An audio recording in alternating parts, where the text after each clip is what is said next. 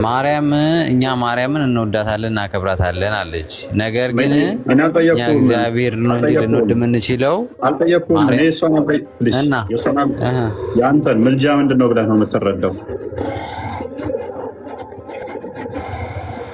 እንዴት ምልጃ ምንድን ነው የምትረዳው ማለት ምንድን ነው? ምልጃ ማለት ምን ማለት ነው?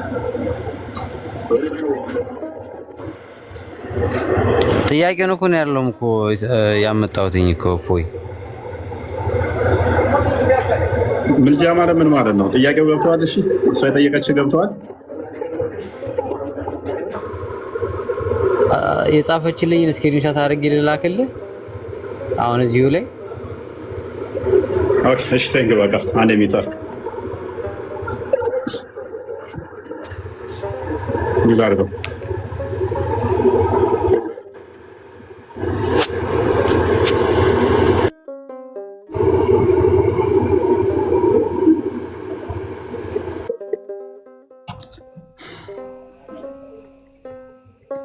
እኔስ መምህር እንኳን መጡ።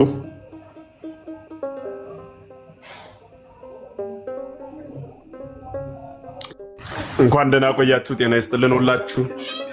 ኃይለማርያም መዝሙረ ማማይ ክርስቲያን ቃል ስጋ ከሆነ የድምፅ የሚሰማችሁ እግዚአብሔር ቤተሰቦች፣ ሴቶችና ወንዶች፣ የሥላሴ ልጆች በያላችሁበት ዓለም እንደየሰዓት አቆጣጠራችሁ ሰላም ክርስቶስ ይብዛላችሁ። ይመስገን። አሜን።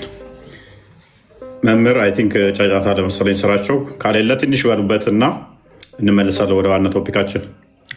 እሳቸው ካልቻሉ መዝሙር ትሄድበታል የሚመች ከሆነ። እሺ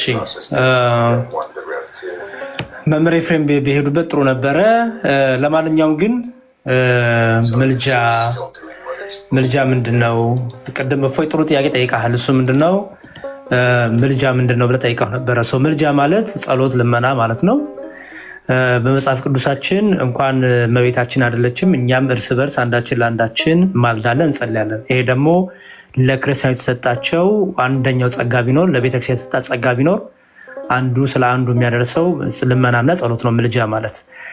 እመቤታችን ታማልዳለች። አዎ ታማልዳለች። እመቤታችን ብቻ አይደለም ቅዱሳን ሁሉ ይጸልያሉ ስለኛ። ምክንያቱም በቤተክርስቲያናችን የክርስቲያኖች ህብረት ውስጥ የቅዱሳን ህብረት አለ፣ የሰማዕታት ህብረት አለ፣ የከበሩ እነዛ የክርስቶስ ምስክር የተባሉ ሩጫቸውን የጨረሱ የእነሱ ህብረት አለ። እነዛ ህብረቶች ደግሞ አንደኛ ቆሮንቶስ ላይ እንደሚናገረው አንዱ ብልት አንዱን ብልት ያስባል። ስለዚህ እመቤታችን ታማልዳለች ስንል የክርስቶስ አካል ላይ ያለች ስለሆነች፣ የከበረች ስለሆነች፣ የጌታ እናት ስለሆነች ክብሯ ከሰው ልጆች ሁሉ ይበልጣል። ጸሎትና ልመና እንዲሁም በጣም ትንሽ ሲምፕል ነገር ነው። ባይዘወይ በጣም ለቅዱሳን እንዲሁም መፍረድም ተሰጥቷቸዋል ጭራሽ። ስለዚህ ብዙ ጊዜ እፎይ ወንድሜ ይሄ እመቤታችን ታማልዳለች አታማልድ የሚለው ዲስከሽን በጣም የወረደ ሙግት ነውና አንደኛ ቅዱሳን ከተሰጣቸው ቃል ኪዳን አንጻር ስናይ እመቤታችን ደግሞ ከቅዱሳንም በላይ ቅድስት ናትና የከበረች ናትና ክብሯ ከመላእክትም ከሰው ልጆችም ይበልጣልና የአምላክ እናት የመሆን ጸጋ እኮ ተሰጥቷታል እኮ። ልመና እኮ በጣም ሲምፕል ነገር ነው። እኛ ሁላችን አንዳችን ለአንዳችን ስንጸልይ የአምላክ እናት ሆነን አይደለም። ኦኬ። ድንግል ማርያም ግን የአምላክ እናት ተብላለች። እኛ እንኳን የመለመን ጸጋ ተሰጥቶን እሷ ደግሞ እንዴት ከዚያ የበለጠ ክብር ጸጋ ይኖራት? በልጇ ዘንድ የመደመጥ ክብር እንዴት አይኖራት? አንድ። ሁለተኛው ደግሞ ድንግል ማርያም ታማልዳለች የሚል አታማልድ የሚል ጴንጤ ካለ አታማልድ የሚለውን ጥቅስ ማምጣት ያለበት እሱ ነው። አታማልድም ድንግል ማርያም አማላጅ አይደለችም የሚል ፕሮቴስታንት ካለ አታማልድ የሚለውን ጥቅስ ማምጣት ያለው እሱ ነው። ምክንያቱም አታማልድም ብሎ ክሌም ስላደረገ። ሰሚራ እንደሚዩት አድርጊልን።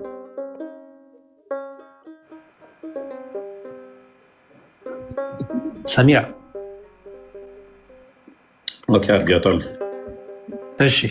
ስለዚህ አታማልድም ካለ አንድ ሰው አታማልድ የሚለውን ክሌም ማምጣት ያለበት ያ ሰው ነው እና ፕሮቴስታንቶቹ አታማልድ የሚላሉ በደፈናው ግን ለታዝ ጥቅስ የላቸው። እኛ ደግሞ ታማልዳለች ስንል አንደኛ የዶኪማስን ጓዳ ምሳሌ አድርገን ዮሐንስ ወንጌል ምዕራፍ 2ን ምሳሌ ይዘን፣ ምክንያቱም ወይን አልቆባቸዋል ሙል አላቸው ስጣቸው ብላ ለመነች ድንግል ማርያም ናት።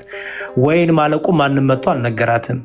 ልጇ ደግሞ ወይኑን ማለቁን ያውቃል። ግን የእርሷ ልመና የእርሷ ክብር ይገለጽ ዘንድ በዝም ባለበት ጊዜ መታ ወይን የላቸውም ለውጥላቸው ስጣቸው ብላ ለመነች። እናት ናትና ልመኗን ሰምቷል፣ ጸሎቷን ሰምቷል። አንዴ ነው የመጨረሻው ነገር። እፎይ ድንግል ማርያም የለችም፣ በአጸደ ነፍስ ነው ያለችው። መሞቷንም የነገርናቸው እኮ እኛ ነን። ለፕሮቴስታንቱ ዓለም ሞተች ድንግል ማርያም ብለን የነገርናቸው እኛ ነን። ሞተች እንኳን ሲሉ ፕሩፍ የላቸውም ወንድሞቻችን። ኦኬ ለመሞታ እንኳን የነገርናቸው እኛ ነን። በአጸደ ነፍስ መሆኗ የነገርናቸው እኛ ነን። በመጽሐፍ ቅዱስ ላይ ታርግ ትረፍ የተነገረ ነገር የለም። ግን ሞተች ይላሉ። ያን የቲም መረጃ ይዞ እኛ ይዘን ግን ለክርስቲያኖች ሞት ክርስቶስ ሞታችንን ስለገደለልን ከዚህ በኋላ በክርስቲያኖች ላይ ይሄ የምንሞተው በስጋ የምንሞተው ሞት ሳይሆን ረፍት ይባላል። ቅዱስ ጳውሎስ እንደተናገረው ሊሄድ ከክርስቶስ ጋር ልኖር እናፍቃለሁ ብሏል። ስለዚህ በአጸደ ነፍስ ያሉ ቅዱሳን የሚኖሩ ናቸው፣ ህያዋን ናቸው፣ ተናጋሪ ናቸው፣ አዋቂ ናቸው፣ ሰሚ ናቸው። ለምን እና አንደኛ ነፍሳቸው መዋቲ ስላልሆነች የማናችንን ነፍስ የምትሞት አይደለችም። ነፍስ ደግሞ በባህሪው አዋቂ ናት፣ ሰሚ ናት፣ ተናጋሪ ናት። ሁለተኛ ደግሞ ጸጋ እግዚአብሔር ከነሱ ጋራ ነው። ለምሳሌ በማቴዎስ ወንጌል ምዕራፍ 28 ላይ አምላካችን ኢየሱስ ክርስቶስ ምን አለ? እስከ ዓለም ፍጻሜ እኔ ከእናንተ ጋር ነኝ አለ ሐዋርያቱን። አሁን በስጋ የሉም ሐዋርያቱ፣ ግን ጌታ ከነሱ ጋራ ነው። ስለዚህ በስጋ አለመኖራቸው ቅዱሳን እመቤታችንም ጨምሮ በስጋ አለመኖራቸው አያውቁም፣ አይሰሙም፣ አይናገሩም፣ አያስብልም። ምክንያቱም የከበረች ነፍስ ናት፣ በባህሪዋ ነፍስ ደግሞ ሕያዊት ናትና መንፈስ ቅዱስ ከነሱ ጋር ስላለ ያውቃሉ፣ ይሰማሉ። ደግሞ የክርስቶስ አካልና የከበሩ ብልቶች ስለሆኑ እኛን ደግሞ በድካም ውስጥ ያለነውን ደግሞ በጸሎታቸው ያስቡናል። አንደኛ ቆሮንቶስ ላይ ያለውን ተናግሬ ያለው። ቀጥሎ ደግሞ ዕብራውያን መልእክቱ ላይ እንደ ደመና የከበቡን በዙሪያችን ያሉ እነዚህ ምስክሮች ይላቸዋል። ዕብራውያን 11ና 12 ማንበብ ነው። ቅዱሳንን ዘረዘረና ከዛ እንደነዚህ ያሉ እንደ ደመና የከበቡን ቅዱሳን ምስክሮች በዙሪያችን እስካሉ የእምነት ሩጫችንን እንሩጥ ይላል። ስለዚህ እንደ ደመና የከበቡን ለምንድን ነው? በጸሎታቸው ይከቡናል፣ በጸሎታቸው ያግዙናል። እኛ ደግሞ የእምነት ሩጫችንን ክርስቶስን እያየን እንሮጣለን ማለት ነው። እና እመቤታችን ትጸልያለች፣ ታማልዳለች። አዎ። ቅዱሳን ይጸልያሉ፣ ያማልዳሉ። አዎ። መላእክት ይጸልዩልናል፣ ይጠይቁልናል። አዎ። ምክንያቱም መለመን ማማለድ ለሰው ልጅ የተሰጠ ጸጋ ስለሆነ ማለት ነው። እግዚአብሔር ይስጥልኝ። ካረዝም ፍቅር ታፎን ቴንኪው ቃሎት ያሰማልን። እናመሰግናለን። ኦኬ ያ እነዚህ ጥያቄዎች ከስር አይ ቲንክ ማን ኮመንት ኖርማል ነገር ጻፉ፣ እንቆጣጠራለን እኛ። ኤኒዌይስ ቃሎት ያሰማልን። ከስር ተምራል ብዬ አስባለሁኝ። አትሊስት ጥያቄ በደንብ መረዳት አለባችሁ። ጥያቄ ብቻ ተጭናችሁ እንዳመጡ ነው። ይህ አርጉመንት ፍሮም ሳይለንስ የሆነ ነገር ኦኬ። ኤግዛክት ወርድ ፋላሲ እንደዚህ ከሌለ የለም፣ እንደዚህ ካልሆነ እንደዚህ አሁን የሚባል ነገር ክርስትና ጋር የለም። ዮሐንስ ወንጌል ምዕራፍ 20 ላይ ዮሐንስ ስለተጻፈው ሲናገር ሕይወት ይሆንልን ዘንድ እርሱ የእግዚአብሔር ልጅ በስጋ መገለጡ ተጻፈ። ያልተጻፈ ብዙ ነገር አለ። ክርስቶስ በ33 ዓመት ውስጥ ያስተማራት እቺ ብጣሽ ምታክል ያችን ብቻ ማዕት ያልተጻፈ አለ። ሕይወት ይሆንልን ዘንድ ግን ያ ተጽፏል። ኦኬ እንዲህ ካልተጻፈ የለም ማለት ነው የሚባል ነገር የለም። መዝሙር እንዳሉት ዮሐንስ ወንጌል ምዕራፍ 2 ላይ ያለውን አንድምታ መሰረት አድርጎ በቃና ላይ የተገኘውን የምልጃ ውጤት መሰረት ተደርጎ ታማልዳለች ብለን እንላለን። ለእመቤታችን ግን ምልጃ ክብር ነው፣ ትልቅዬ ክብር ብለን አይደለም የምንወስደው። እሱ ሌሎች ቅዱሳንም ስለሚያደርጉት ለማንም ያልተሰጠ የጌታችን እናት ነች፣ የአምላካችን እናት ነች። ማንም ያላገኘው ማንም አያገኘው፣ ወደፊትም አይገኝ። ለእመቤታችን ትልቁ ክብር ይሄ ነው።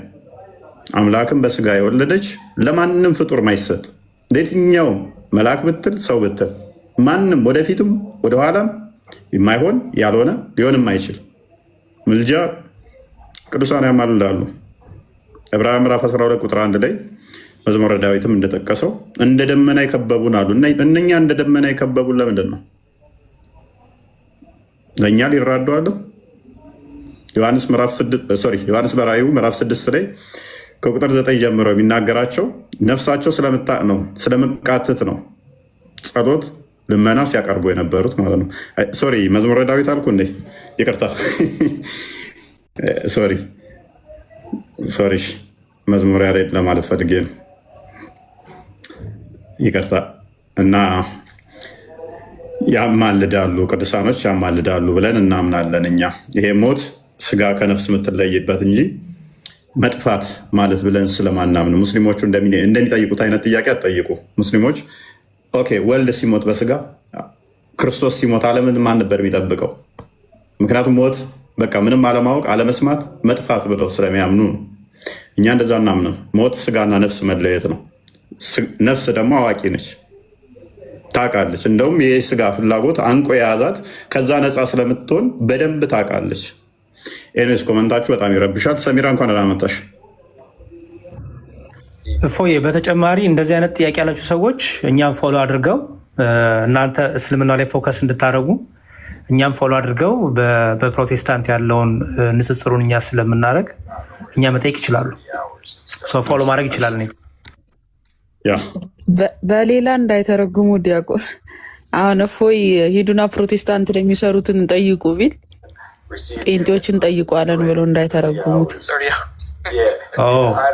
አይ በቃ እኔ ያልኩት ምንድን ነው? እሺ ማማዬ ጥሩ።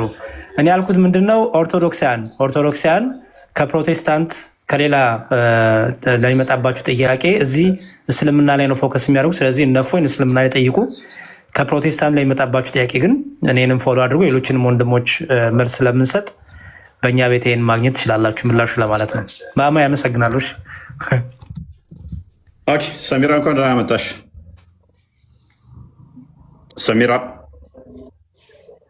ሰሚራ አለሽ? አቤት አለው።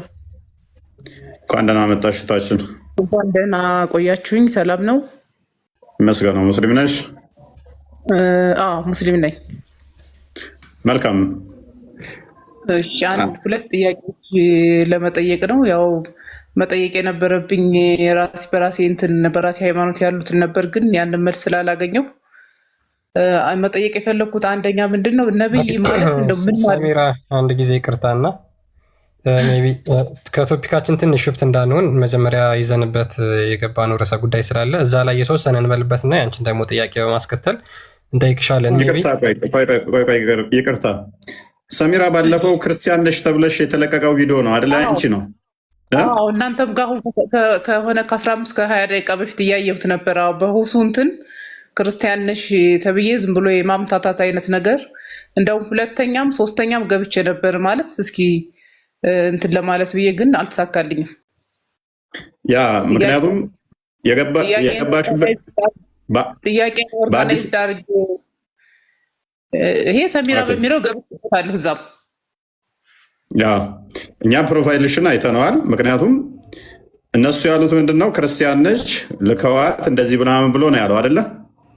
እንደዛ አይነት ነው። ጭራሽ ሲጀመር ጥያቄንም ለመስማት አልሰማኝም። ኤኒዌይ ምንም አይነት ነገር የመጀመሪያው እንትን ላይ አይ ክርስቲያን ነሽ ከታች ሌላ እንትን ይላል ምናምን አለኝ። ሁለተኛ እንትን ነበረኝ፣ በዛ ገባሁ።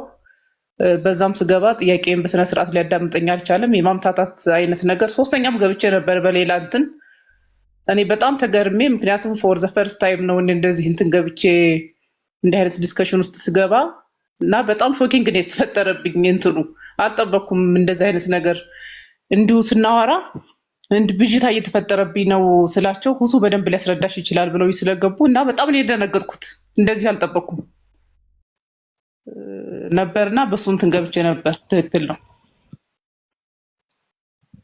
ያ አካውንታሽን እኛ ፈላልገነዋል፣ እዘነዋል። ምክንያቱም እዛ የሚሰሩ ድራማዎችን በደንብ ጠንቅቀን ስለምናውቃቸው የእኛን ስም ለማጥፋት የሚደረጉ ከዛ በኋላ ልጆች እንትን ካሉት ክርስቲያን ናቸው የሚል ታፔል ላይ ይለጠፋል። የአንቺን አካውንት ስናየው አስቀድሞ ሰሚራ ነበር የሚለው፣ በኋላ የገባሽበት ግን አይ ቲንክ ታምር ቴመር እንደዛ አካባቢ የሚል ነው። ያ ፕሮፋይልሽ ውስጥ ገብተን ስናይ ደግሞ የሙስሊም አካውንት እንደሆነ በሰሚራ ውስጥ አየ ነው ማለት ነው። ሙስሊም ነኝ በእርግጠኝነት በ100%። ግን አንዳንድ ጥያቄዎች እንትን ብዥታዎች ስለተፈጠሩ በሂደት አሁን እከታተላለሁ። እናንተንም የሌሎቹንም እንትን አደርጋለሁ።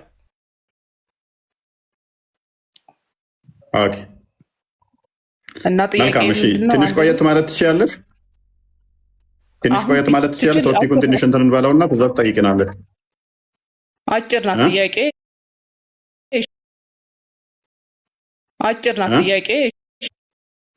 አጭር ናት ጥያቄ። እሺ እኔ እጠብቃለሁ። ጥያቄ አጭር ነው። መጠበቅ ካለብኝ እጠብቃለሁ። ማቸኩይ ከሆነ ጠብቂን፣ ምቸኩይ ከሆነ ጠይቂሽ። እሺ አንድ ልጠይቅ። ትንሽ የልጆች እናትም ስለሆንኩኝ ልጠይቅና እንትን ላድርግ። አንደኛ ምንድነው እንደው ከሃይማኖት አንጻር ነብይ ማለት ምን ማለት ነው የሚለው ነገር እሱን ትንሽ እንደው ብታብራራልኝ። እኔም በራሴ ነብይ ማለት እንዲህ ነው የሚል በውስጥ የማስበው ነገር አለ። አንድ ሃይማኖት ነብይ ማለት ምን ማለት ነው የሚለውን ነገር ትንሽ ነገር ሃይላይት ብትሰጠኝ። ኦኬ እሺ፣ መምህር አሉ? አዎ ኦኬ፣ የተወሰነ በሉላ። እሺ፣ በድጋሚ ሰላም ብያለሁ። ነቢይ ማለት ተነበየ፣ ተናገረ ከሚለው የግዕዝ ግስ የተገኘ ነው። ትርጓሜውም ኃላፊያትና መጻያትን የሚያውቅ ማለት ነው። በአማርኛ ምን ማለት ነው? ያለፈውንና የሚመጣውን የሚያውቅ ማለት ነው። ይሄ ግን ማለት የተገደበ ማለት ነው። የተገደበ ማለት ያለፈውን ሁሉ ያውቃል ስንል እግዚአብሔር በሰጠው ጸጋ ማወቅ እስካለበት ድረስ ያውቃል፣ እግዚአብሔር እስከገለጸለት። የሚመጣውን ማለት ደግሞ ወደፊት ስላለው ስለሚመጣው ነገር ሁሉ ያውቃል። የነቢይነት ግብሩ ይህ ነው። የሚሰጠው በጸጋ እግዚአብሔር ነው። ለሁሉ የሚታደል አይደለም። እግዚአብሔር ለመረጣቸው ቅዱሳን የሚሰጥ ነው ማለት ነው።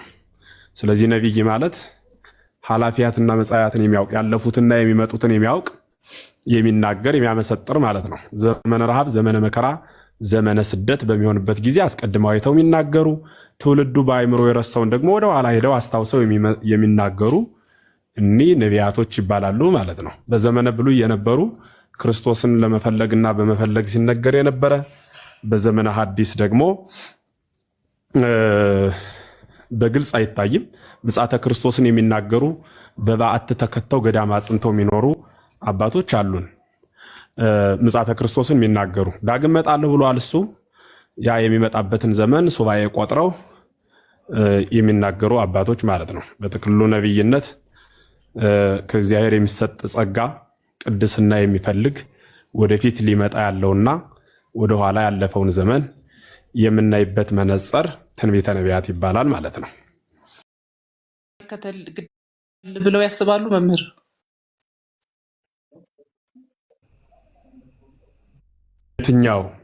የትኛው ነቢይ? አሁን ነቢይ መሐመድ አንዴ እንትን ልበልላቸውና እሱን ነፎይ ጋር እኛ አሁን የነቢይን ግብራቸውን ነግረውሻል አይደለ? እግዚአብሔር በሰጣቸው በገለጠላቸው ወደፊት ያለውን የሚገልጹ ለሕዝቡ የሚያስተምሩ የሚያስጠነቅቁ እንደሆኑ ተግባባን አይደለ? ያ እኛ አንድ ከእናንተ ጋር የምንለይበት አለ። የነቢይነት ኮንሰፕት ላይ እናንተ ነቢያቶች ፐርፌክት ናቸው ብላችሁ ነው የምታምኑት። አብሶሉትሊ ፐርፌክት ናቸው፣ እንከን አልባ ናቸው ብላችሁ ነው የምታምኑት። ምንም አይነት እያንዳንዱ ድርጊቱ ትክክል ነው ብላችሁ የምታምኑት። ሙሐመድ ከራሱ ስለማይናገር ማለት ነው አይደለ? እያንዳንዱ ወይ ነው። እኛ ግን ነቢያቶች ሊወድቁ ይችላሉ፣ ዊች ሚንስ ሊያጠፉ ይችላሉ፣ ሊቀጡ ይችላሉ። የተቀጡበትም ስላለ ማለት ነው። ስለዚህ እያንዳንዱ እነሱ ያደረጉት ሁሉ ትክክል ነው ብለን አናደርግም። እናንተ አሁን ከሽንት ቤት አገባብ እስከ ምግብ አበላል፣ ከአተኛኝ እስከ አካሄድ ሙሐመድ ያደረገው ሁሉ ትክክል ነው ብላችሁ ስለምታምኑ ታደርጉታላችሁ አይደለም? እንደዛ ነው እና ይባላል እናንተ። እኛ ለምሳሌ ሰለሞን ካገባው እስከ አበላሉ ካተኛኙ እንደዚህ ብለን ብናደርገው አይሆንም። መልካሙ ፍሬያቸውን ግን አይተን መልካሙን ልንከተል እንችላለን። ሱና የሚለው እኛ ጋር አይመጣውም ማለት ነው። እንደናንተ ያለው እንትኑ አይመጣውም። በአዲስ ኪዳን እኛ ደግሞ በጸጋው ከፍ ያልን ስለሆን ሐዋርያት ላይ የተመሰረትነን። ሐዋርያቶቹ ለምሳሌ ራሳቸውን ለክርስቶስ ሙሉ ለሙሉ አሳልፈው የሰጡ ናቸው፣ እስከ ሞት ድረስ ማለት ነው። እሱን እንከተላለን። እስከ ሞት ድረስ ራሳቸውን አሳልፈው ራሳቸው እንደዚህ ገንዘብ እየተቀበሉ እንደዚህ አምሮባቸው ሱፍ ለብሰው እንደዚህ ቁጭ ብለው አይደለም፣ እየሰሩ ድንኳን እየሰፉ እያከሙ እንደዛ ነበረ ለምግባቸው የሚበሉት። ከሚያገለግሉት እንኳን ላለመቀበል ገንዘብ ማለት ነው።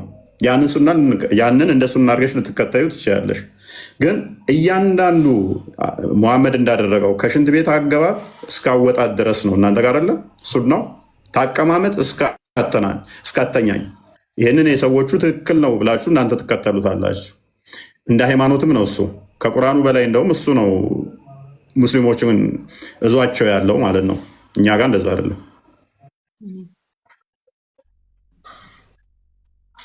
መምህር ካገኙት ፖይንቱ ምን መሰሎት? በእስልምናው ሱና ማለት መሐመድ ያደረጋቸው አሉ። ውሃ አጠጣጥ፣ ምግብ አበላል፣ ሽንት ቤት አገባብ፣ አተኛኝ፣ እያንዳንዱ ድርጊት ህይወታቸው ላይ የሚያደርጉት ሁሉ መሐመድ እንዳደረገው ነው ተብሎ የሚደረገው። ነቢያቶች ያደረጉትን እኛም እንደዛ መከተል ማለት ነው። ሽንት ቤት አገባባቸው እንዴት ነው? ሲወጡ ምን ይላሉ? ሲገቡ ምን ይላሉ? ሲቀመጡ ምን ይላሉ? ሲተኙ ምን ይላሉ? ሲበሉ እንዴት ነው? በቀኝ እጅ ነው? በግራ እጅ ነው? ሲወጡ እያንዳንዱ ወሲብ ሲያደርጉ ከዛን እያንዳንዱ ማለት ነው።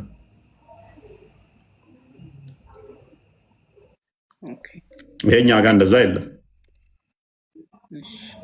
አመሰግናለሁ። ሁለተኛ ጥያቄ በእናንተ ሃይማኖት ያለ ነገር እዚህ ላይ ለመጨመር ያክል በተፈጥሮ የሚሰጡ ትምህርት ይሰማል። የኔ ድምፅ አለው ይሰማል። በተፈጥሮ የሚሰጡ ትምህርት የማያስፈልጋቸው ጉዳዮች አሉ። ከነዚህ መካከል አንዱ አበላል ራሱን የቻለ ስርዓት አለው፣ በመጽሐፍ ቅዱስ ይገለጻል። የሆነ ግለሰብ ያደረገውን ያንን ሳይሆን የሆነ ነቢይ ያደረገው ሳይሆን ስርዓቱ በራሱ በሰው ፊት ምላስክን አታጩህ እንዲያታደርግ በሲራክ የተገለጸው እሱ አለ። በዋናነት ግን ትልቁ መስመር ምንድነው? በተፈጥሮ የሚታደሉ ማለት ይሄ ምግብ ከመሶብ አንስቶ ወደ አፍ ማግባት ይሄ በትምህርት የሚሰጥ አይደለም። ምናልባት የተለየ አበላል ለማድረግ ዓለሙ የሚያወጣው ለተለት የግሉ ኮርስ ቢኖረውም በተፈጥሮ ያየነው ነው። ሰዓት በመሆኑ ማቃጠሉንም እንዲሁ በእሳትነቱ የምናውቀው ነው። ውሃ በውሃነቱ ሰውን መብላቱን ውሃ ይበላል ተብሎ ተምሮ ስልጠና ወስዶ አይደለም ሰው ውሃን የሚፈራው። ይሄ ሽንት ቤት አጠቃቀም ሰው ከህፃንነቱ ጀምሮ ኮርስ ወስዶ አይደለም ሽንት ቤት የሚጠቀመው። እንዲሁ በተፈጥሮ የሚሰጡ ናቸው ማለት ነው። እና እኒ በትንቢተ ነቢያት የተደከመባቸው አይደሉም፣ በተፈጥሮ የሚሰጡ ስለሆኑ እንዲያደርግ ይሄኛው ቀኝ እግርህን ብታስወጣ ግራ እግርህን ብታስገባ የሚል ስሁት የሆነ አስተምህሮ በትንቢተ ነቢያትም በስብከተ ሐዋርያትም በክርስቶስ በነበረበት በስጋዊውም የተገለጸ አስተምህሮ አይደለም። ሲቀጥል የኛ ቤተክርስቲያን አስተምህሮ ስለ ሰማያዊ ርስት ነው የሚያወራው። ምድር ላይ ደግሞ ከሰዎች ጋር በሰላም በፍቅር እንዴት እንደምንኖር ነው የሚገልጸው እንጂ ምድር ላይ ዝም ብሎ ረጅም ዘመን ተዝናንቶ ስለመቀመጥ ምድር ላይ ስለሚደረጉ ስለያንዳንዱ ህጎች ተጨንቆ መስራት እንደዚያ ነገር አልተለመደም ማለት ነው። ስለዚህ እሱን መያዝ መልካም ነው የሚል ነገር ለመጨመር ነው። ግሩም። እንዲያ ከሆነ አሁን ገብቶኛል ጥያቄሽ። እሺ አመሰግናለሁ። አሁን በትክክል ነው የተመለሰልኝ። ያ በደንብ እንትን ካልሹ። ስለዚህ እኛ ጋር ከሌ እንደዚህ ስለበላው ምናምን ሚል ሳይሆን መጽሐፈ ሲራክ ምዕራፍ 4 ላይ ምዕራፍ 37 ላይ እና ምዕራፍ 4 ላይ ታበላል ጋር ለምሳሌ ስርዓቶች ተቀምጠዋል። እንዲህ ብታደርጉ የሚያስቀይም ናቸው፣ እንደዚህ ባታደርጉ እንደዚህ የተሻሉ ናቸው የሚል ማለት ነው። ልክ እንደ አሁን ለምሳሌ ሙሐመድ እንዲህ ነው የበላው እንደዚህ ብላ ምናምን በሚለው ሳይሆን ከሽንት ቤት ጋር በተያዘ ዘዳግም ምዕራፍ 12 ላይ ቁጥር 12 አካባቢ ነው። መሬት ሽንት ቤት ቆፍረሽ አንድ ሰው ካካካ አለ በኋላ መሬት ቆፍሮ እንዲጠቀም አስቀድሞ የተነገራቸው አለ። ግን የሆነ ነብዩ እንደዚህ አድርጓል ምናምን እያልን ሳይሆን አንዴ ነው እንትን ብለዋል። ከዛ በኋላ አንቺም እንትን የምትይው ነው። ለምሳሌ እጅሽን ቀድመሽ አትንከሪ፣ ምግብ ውስጥ አትስገብገብ ምናምን አንዴ እንትን ተሰጥቷል ነኝ እንጂ ከሌ አይስገበገብም ነበር እንደዚህ ምናምን ብለን እንትን የምንለው አይደለም። ትልቅ ቦታ ተሰጥቶት እንትን የሚባል አይደለም።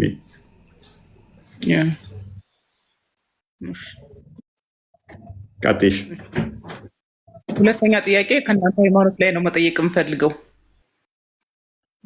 ቀጥሽ አሁን ለምሳሌ የመላእክት እንትኖች አሁን ገብርኤል እንዲህ ስላደረገልኝ ሚካኤል ይሄን አድርጎልኛል የሚለው ነገር እንዴት ነው የሚታየው? እሱ ነገር በፈጣሪ በክርስቶስ ላይ እንደ ማሻረክ ወይም እንደ ማጋራት አይቆጠርም ነው? በተለምዶ ነው እንደዛ የሚሉት ወይንስ ትክክል ናቸው የሚለውን ነገር እሱን ብትመልስልኝ። ያው ተመርጫችን ስለማይ ማለት ነው። ያ አሁን ሽርክን በእናንተ እየዳኘሹ ከሆነ የእናንተን ትታይና እኛ ጋር ትመጫለሽ ማለት ነው። ማለት ከኛ እምነት ነው አንጻር ነው ጥያቄውን ከእናንተ ጥያቄው የኛ ዳኝነቱ በእናንተ መጽሐፍ ከሆነ አስቸጋሪ ይሆናል። አየሽ አሁን በእናንተም ማለት አሁን የማድረግ ስልጣን ያለው በቃ በኢየሱስ በክርስቶስ በእግዚአብሔር በፈጣሪ ብቻ ነው። እንደዛ ነው እንትን የሚለኝ። ግን አሁን ያንን መላእክቶች የሆነ ነገር ያደረገልኝ ገብርኤል ነው፣ የሆነ ነገር ያደረገልኝ ሚካኤል ነው እንደዛ ከሚለው እንትን እንዴት እየታየ ነው? እውነት በትክክል ናቸው ነውስ? መልካም እሺ፣ ይሄ እናንተ ጋር ማለ አክቹዋሊ መምህር ይሄዱበትና ግሩም ነው። ጥሩ ጥያቄ ነው። ጥሩ መረዳት አለሽ። በጣም ግሩም ነው። ገብርኤል ማለት ሚካኤል ማለት ሱራፌል፣ ኪሩቤል ይሄ ሚካኤል ገብርኤል በምንል ጊዜ ኤል የሚሉት ስም አምላክ ይባላሉ። የአምላክ ስም ማለት ነው። ገብር ማለት አገልጋይ ማለት ነው። ገብርኤል ማለት የአምላክ አገልጋይ ማለት ነው በአጭር ቋንቋ ሲተረጎም። ስለዚህ ገብርኤል ረዳይ ስንል የኛ ገብርኤል እግዚአብሔር በውስጥ የሚያንቀሳቅሰው ገብርኤል ነው። አንቺ መኪና ስታሽከረክሪ የሚጓዘው መኪና እየሄደ ያለ መኪናው ነው። መኪናውን የሚያስጉዘው ነዳጅ መሆኑን ግን ሁሉም ሰው ያውቃል። ያለ ነዳጅ የሚጓዝ መኪና ኤሌክትሪክ በራሱ ቢባል መኪናው ዝም ብሎ ቢሄድ እየነደው ያለ የሆነ ኃይል አለ። የተከማቸ ኤሌክትሪክ አለ ወይ ነዳጅ አለ። ከሁለት አንዱ ነው የሚያስጉዘው። ዝም ብሎ መኪናው ብቻ እየተነዳ ስለመጣ መኪናው የሆነ ቦታ ስላደረሰን መኪናዬ ብቻ አደረሰኝ አይልም። ይሄ ሰው መኪናው እያደረሰ ያለ በውስጡ ባከማቸው ነዳጅ ነው። ግልጽ ነው ሐሳቤ ከሆነ ገብርኤል ረዳኝ ስንል ገብርኤል የረዳኝ በውስጡ ባለው እግዚአብሔር ነው። የገብርኤል ነዳጁ እግዚአብሔር ነው። ያለ እግዚአብሔር ገብርኤል የሚባል ፈጽሞ የለም። ያለ እግዚአብሔር ሚካኤል የሚባል የለም። ሚካኤል ገብርኤል የምንላቸው ቅዱሳን መላእክት እግዚአብሔር ከነርሱ ጋር ስላለ እነርሱ ደግሞ ከሰው ጋር ይኖራሉ። ከእግዚአብሔር የተለየ መልአክ እርሱ የወደቀ ይባላል። ቅዱሳን የምንላቸው ሰው ከሚባለው ስም በተጨማሪ ቅዱሳን የሚል ስም የተሰጣቸው በውስጣቸው እግዚአብሔር ከነርሱ ጋር በጸጋ ተዋህዶ ለዘላለም ስለሚኖር ነው። ግልጽ ነው ሐሳቤ። ስለሆነም እገሌ ረዳኝ ባልን ጊዜ እግዚአብሔርን ፈጽመን ልንረሳው አንችልም። እኔ ስልክ ስደውል ለሆነ ሰው በምን ደወልኩ ብባል በስልኬ ነው። ስልክ የሚለው ግን በውስጡ ሲም ይዟል፣ ካርድ ይዟል፣ ሌላም ይዟል። እኒያን ሁሉ ይዞ ግን ጠቅልዬ በአንድ ስም እጠራዋለሁ። ገብርኤል ረዳኝ ወደ እኔ መጥቶ ባልሁ ጊዜ በገብርኤል ውስጥ እግዚአብሔር አለ። ገብርኤል በክንፍ የሚበር መልአክ ነው። ክንፉን የሰጠው እግዚአብሔር ነው። ገብርኤልን ራሱን የፈጠረው እግዚአብሔር ነው። ገብርኤልን ኃይል ሆኖ የሚያፈጥነው ራሱ እግዚአብሔር ነው። አንቺ ትበያለሽ፣ የምትመገቢው ምግብ ምን ያህሉ ፐርሰንት ወደ የት እንደሚሄድ ምን ያህሉ ፐርሰንት ምን እንደሚሆን እኛ እናውቅ። እንዲያም ያከፋፍለው እግዚአብሔር ነው። ምን እንቀሳቀሰው ግን እኛ ነን። እናያለን፣ እንዴት እንደምናይ አናውቅም። እንበላለን፣ እንዴት እንደምንበላ እናውቃለን። የበላ ነው የት እንደሚሄድ ግን አናውቅም። እንሰማለን፣ እንዴት እንደምንሰማ አናውቅም። ልክ እንደዚሁ ሁሉ ገብርኤል ይበራል። እንዴት እንደሚበር ወደ የት እንደሚሄድ እንዴት እንደሚሄድ ግን የሚመራው እግዚአብሔር ነው። በእግዚአብሔር የሚመሩ ቅዱሳን መላእክት መሪያቸው ራሱ ባለቤቱ እግዚአብሔር ስለሆነ ያለ ሲም የሚንቀሳቀስ ምንም አይነት ስልክ እንደሌለ ሁሉ ያለ እግዚአብሔር የሚንቀሳቀስ ምንም አይነት ፍጥረት የለም። የዲያብሎስ በራሱ መኖሩ ያ አኗኗሩ ኑሮ ከተባለ ያ መኖር በራሱ እየኖረ ያለው በእግዚአብሔር ነው። እግዚአብሔር የሌለበት ምንም አይነት ቦታ ስለሌለ እግዚአብሔር በሚኖርበት በየትኛውም አይነት ቦታ ሁሉ ያስቀመጣቸው ፍጥረት ከነርሱ ጋር ተለይቶ የሚኖር አምላክ የለም። ምክንያቱም ፍጥረት የሚኖረው በፈጣሪ ላይ ብቻ ስለሆነ ማለት ነው። ከፈጣሪ ውጭ ያለ ምንም አይነት ፍጥረት ከሌለ ምንም አይነት ፍጥረት ያለ በፈጣሪ ውስጥ ነው ማለት ነው። ስለሆነ ባጭር ሐሳቡን ለመዝጋት እገሌ ረዳኝ የሚለው ቃል ስህተት አይደለም። ስህተት ሊሆን የሚችለው ያ መልአክ የረዳኝ እግዚአብሔር ከእርሱ ጋር ሆኖ ነው ብሎ ማመን ግን ይጠይቃል። ስለዚህ የረዳን ለምሳሌ ስጋ እኔ አሁን የሆነን ሰው ስረዳው ስጋው ረዳኝ ብሎ ስጋዬን ብቻ ገንጥሎ ማየት የለበትም። ያንቀሳቀሰች ነፍስ አለች በውስጤ። ነፍስ ስላለኝ ነው የረዳሁት። ስጋ ብቻ ከሆነ መርዳት አልችልም። እንደዚህ ሁሉ የሆነ አካል የሆነ መልአክ ሲረዳኝ እግዚአብሔር በውስጡ ኑሮት ነው። እግዚአብሔር የሌለው መልአክ እንኳን ሊረዳኝ እሱ ራሱ የሚረዳ ይፈልጋል ማለት ነው። ስለሆነም እሱን በሚገባ መረዳት ይጠይቃል ነው። እንደዚያ ነው። ረጅም ሰዓት እንዳንይዝ ሌላም ጊዜ እናብራራለን። ጥያቄ ሲኖርሽ ጠይቄ ግሩም መረዳት ነው። እሺ፣ አመሰግናለሁ። እኔም ጥያቄን በስነ ስርዓት ስለመለሳችሁልኝ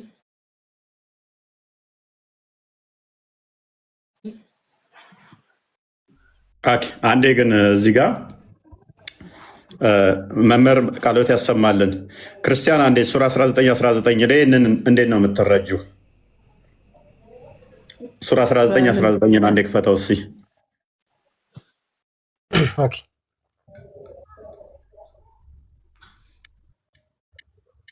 እስኪ አንብብልኝ እስኪ። እሺ እሺ። ለሜሪም የተገለጠላት ማን ነበረ እንድትጸንስ? ጅብሪል ነው ባልሳሳት። ያ እንደዚህ ይላል፣ እኔ ንጹሕ ልጅን ልሰጥሽ የጌታሽ መልእክተኛ ነኝ አለ። ልሰጥሽ ያላት ማን ነው?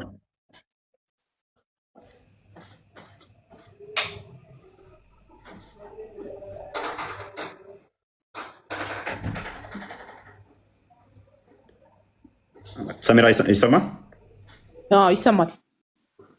ልጅ ልሰጥሽ ነው ያላት ማን ነው? እሱ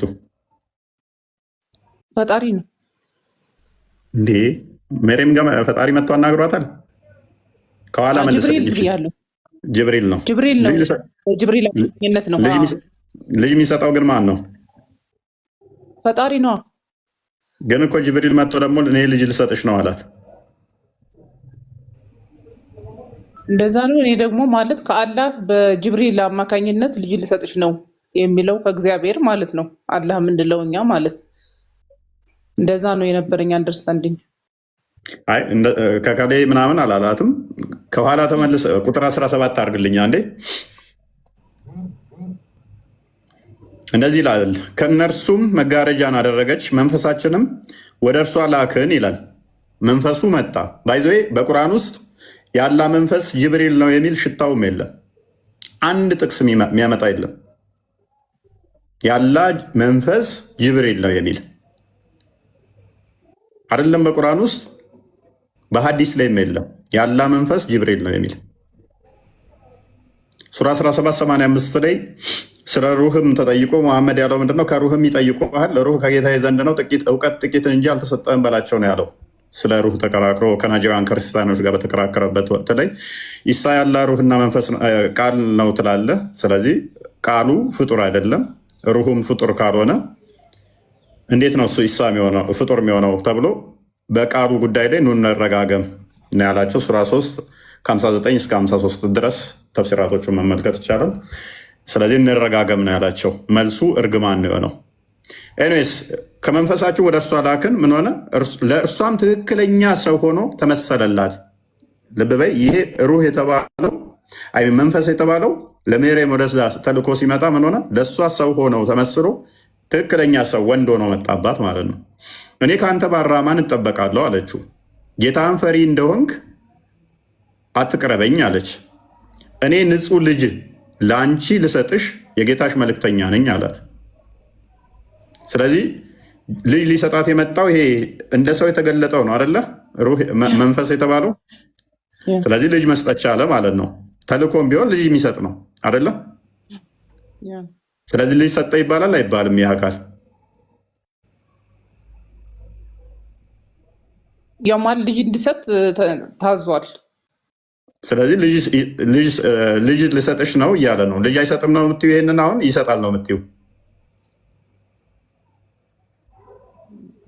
እስኪ እኔ እንትን አሁን ይሰጣል የሚለው እንትን አልመጣልኝም። ያው በታዘዘው መሰረት ትእዛዙን እንትን ወደ እሷ እንትን አድርጓል እኮ።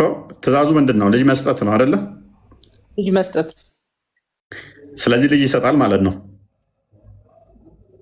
እኔ ማለት አሁን እንደዛ የሚል እንትን ሳይሆን ያው መላእክቶች ያንዱ እንትናቸው ያው የተሰጣቸውን እንትን ማድረስ ነው አይደለ? ማድረስ የእኛም እኮ ይላል እኮ መዝሙረ ዳዊት ምዕራፍ 34 ላይ ቁጥር 6 ላይ ይጠብቃሉ፣ ስለኛ እንትን የሚሉ ናቸው፣ የሚላኩ ናቸው። ነገር ግን ቅድም መምህር ብለውሻል እኮ ገብርኤል ማለት ራሱ ምንድን ነው? ኤል የምትለው ኢምፕሊኬሽኗ ምንድን ነው? ሚካኤል፣ ገብርኤል እነኚህ ኤል የሚሉት ኤል የሚሉት የአምላክን ስም መያዛቸውን የሚያሳይ ነው። ተላኪ መሆናቸውን የሚጠቁም ነው። የአምላክን ስም ተሸክመው የሚላኩ የሚያገለግሉ ማለት ነው ብለውሻል መምህር። ስለዚህ በራሳቸው በደንብ አስተውይ። በራሳቸው ምንም የሚያደርጉት ከአምላክ የተለየ በራሳቸው ምንም የሚያደርጉት ነገር የለም። የተሸከሙት ስማቸው ራሱ አምላክን እንደመሆኑ ግን የሚላኩት የሚያደርጉት ሁሉ አምላክ ልኳቸው ነው። ከአምላክ ቁጥጥር ውጭ አይደሉም እነሱ።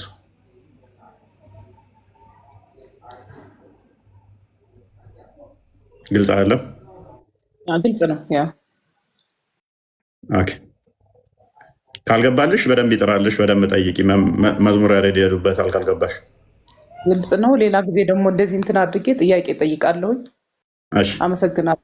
በስራ ስለተመሰለኝ አመሰግናለሁ። እፎይ አንዴ የነቢያቱን ነገር አንድ ነገር ጨምርላትና ከመውጣት በፊት አንዴ ሰመሪ ብሰጣት ይቅርታና እህት አለም በጣም መጀመሪያ ስለ እርጋታሽ፣ ስለ ጠያቂነትሽ፣ ስለ አስተዋይነትሽ በጣም እናመሰግናለን። በርቺ፣ መርምሪ፣ ጠይቂ፣ ኢንካሬጅ እናደርጋለን። በጣም በተለይ እህቶች ብዙ ጸጋ እንዳላችሁ እናምናለን። ብዙ ጥበብ፣ ብዙ ኃይል፣ ብዙ ማስተዋል ጊዜ እንደሰጣችሁ ምናምን ተጠቀሚበት እሱን ስጦታሽን። ነቢያትን በተመለከተ ጥቂት ነገር ልንገርሽ። በኦርቶዶክሳዊ ተዋሕዶ ቤተክርስቲያናችን ስለ ነቢያት ያለንን ትምህርት ጥቂት ነገር ልግለጽልሽ። ነቢያት በአጭሩ ቅድም መምህርም ነግረውሻል። ነቢያቱ አበይት ነቢያትና ደቂቀ ነቢያቱ ላይ እንከፍላቸዋለን። ኦኬ፣ አበይት ነቢያት ማለት ያ ነቢያት ዋናዎች ብለን የምንላቸው አሉ። ደግሞ ደቂቀ ነቢያት ደግሞ ስን ደግሞ ከዋኖቹ ደግሞ በጥቂት ያነሱ ስንል በምንድን ነው? በሰሩት ስራ፣ በተሰጣቸው ጸጋ፣ እግዚአብሔር በጠራቸው ጥሪ አይነት ማለት ነው። ኦኬ፣ ዋናዎቹ ነቢያት የምንላቸው 4 ናቸው። ኢሳያስ፣ ኤርሚያስ፣ ሕዝቅኤል እና ዳንኤል ናቸው። እነዚህ 4ቱ ዋና ነቢያት ይባላሉ፣ ወይም የነቢያቶች ዋና ይባላሉ። ለምን የነቢያቶች ዋና ያልናቸው? አንደኛ ከተሰጣቸው የትንቢት ጸጋ አንጻር፣ ከነገሩን መልእክት አንጻር፣ እግዚአብሔር ከሰጣቸው የትንቢት የመናገር ከመልእክታቸው ክብደት አንጻር ዋና ይባላሉ ማለት ነው። ኦኬ፣ ለምሳሌ ኢሳያስ ስለ ጌታችን ኢየሱስ ክርስቶስ በሚገባ ብዙ ነገር ጽፎልናል። ኤርሚያስም ብዙ ትንቢት፣ በጣም ብዙ ትላልቅ ትንቢቶችን ነግሮናል። ሕዝቅኤልም እንደዛው፣ ዳንኤልም እንደዛው ማለት ነው። ዝርዝሩን ፎሎ አርገሽን በፊት ወደ ኋላ ስንገናኝ መናገር እንችላለን። ከዛ ደግሞ ደቂቀ ነቢያት የሚባሉ አሉ።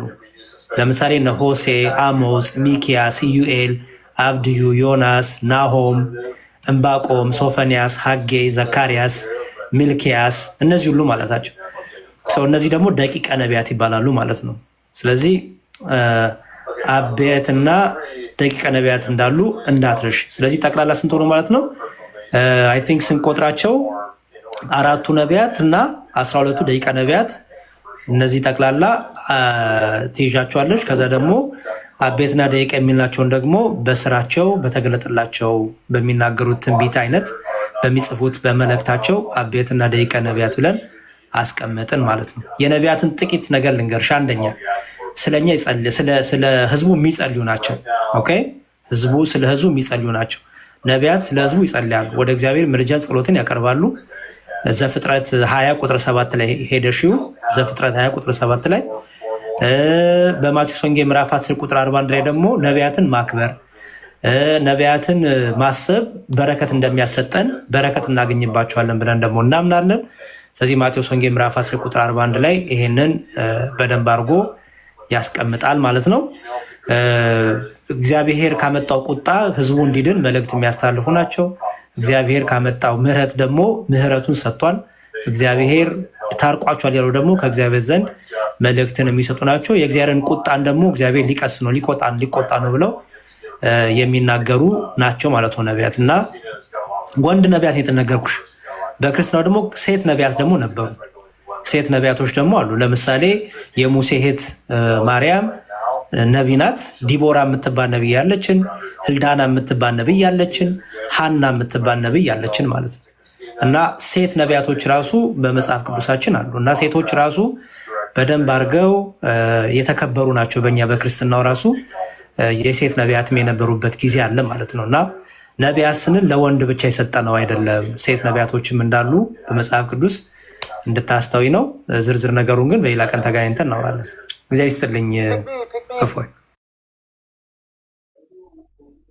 እሺ፣ ቃል ያሰማልን። የሆነ ድምፅ ሰማሁ።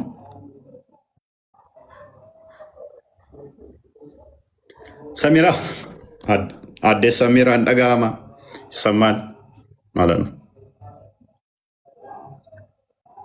ሰሚራ ሰምተሻል? ሚዩት ነሽ እያወራሽ ከሆነ።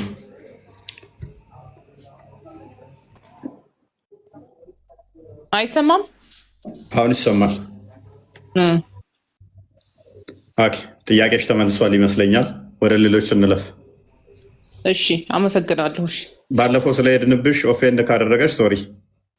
አያው አንተ ማለት እኔ ብዙም እንትን የለኝም፣ ችግር የለውም፣ ያጋጥማል፣ ችግር የለም። ያ እኛም ደግሞ ስማችን ምክንያቱም እንትን ስለሆነ እንደዛ ብሎ ሲለቅ የክርስቲያኖች ድራማ ተብሎ ስለተለቀቀ አንቺ ሙስሊም መሆንሽም ማሳየ ግዴታችን ስለሆነ ነው። እኔ ከዛ በላይ አንደኛ መጀመሪያም ላይ ጥያቄን ልጁ ሊያዳምጠኝ አልቻለም። እኔም ሰዎች ፑሽ አድርገው ነው ሊመልስልሽ ይችላል ብሎ ፈርዘር በደንብ ያስተምረኛል፣ በደንብ ያሳምነኛል። እንደውም እዚህ እናንተ ጋር ያልጠየኳቸው ጥያቄ እሱን ብዙ ልጠይቀው ያሰብኩት እንትን ነበረ። ሲጀመር ዋቴቨር አሁን በክርስትና እንትን ውስጥ እኔ ሙስሊም ነኝ ገብቼ ጠየኩኝ። በሙስሊምም ቢሆን ክርስቲያኑ ገብቶ ማስተማር ነው መማማር ነው እንጂ ሙስሊም ክርስቲያን ስለሆንሽ ምናምን አያችኋት ቅሌቷ አያችኋት እንትን እኔ በጣም ኦፌንድ ስላደረገኝ ነው እንደገና በሁለተኛ በሶስተኛ አካውንት ገብቼ እንትን ለማለት ሞከርኩኝ፣ ግን አልተሳካም። ጌታ ይርዳሽ፣ በርቺ። ጥያቄ ካሉች ሌላ ጊዜ እናስተናግድሻለን። መዝሙር ያሬድን ፎሎ አድርጊያቸውና እሳቸው እንትን ይሉሻል። ሞሮፍ ኦኬ። እፎይታ 7 እፎይታ 7 ክርስቲያን ነህ? አይሰማም? ትሰማለህ? አዎ ክርስቲያን ነኝ። ኦኬ። ምንም ታዘዝ እንትን ነበረ የሆነ 100,000 የነበረው አካውንት ነበረኝ በል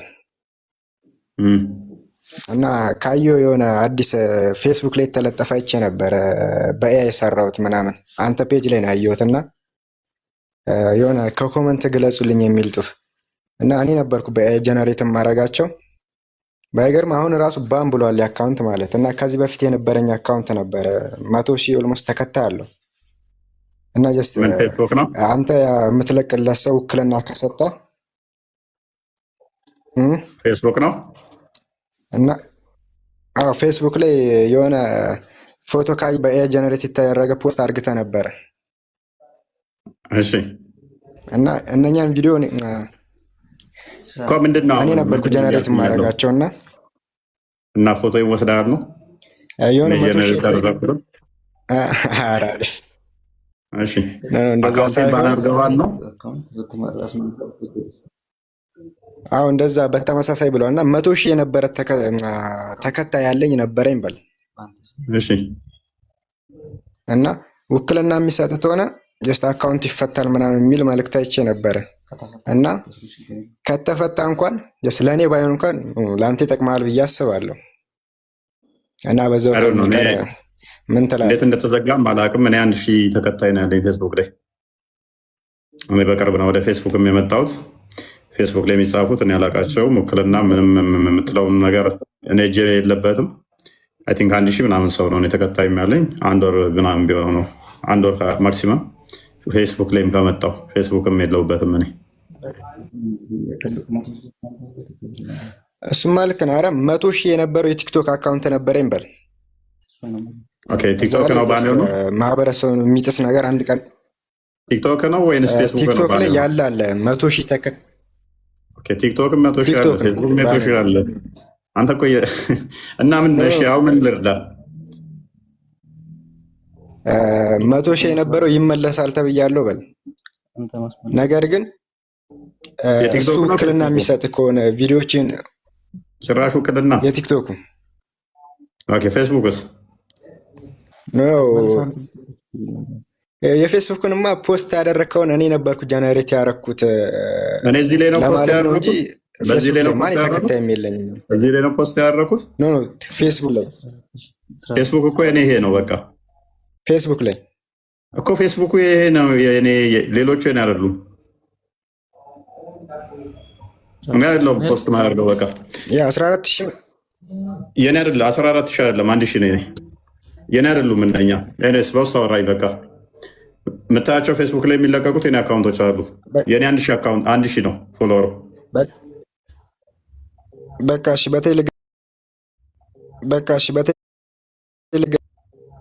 በቴሌግራም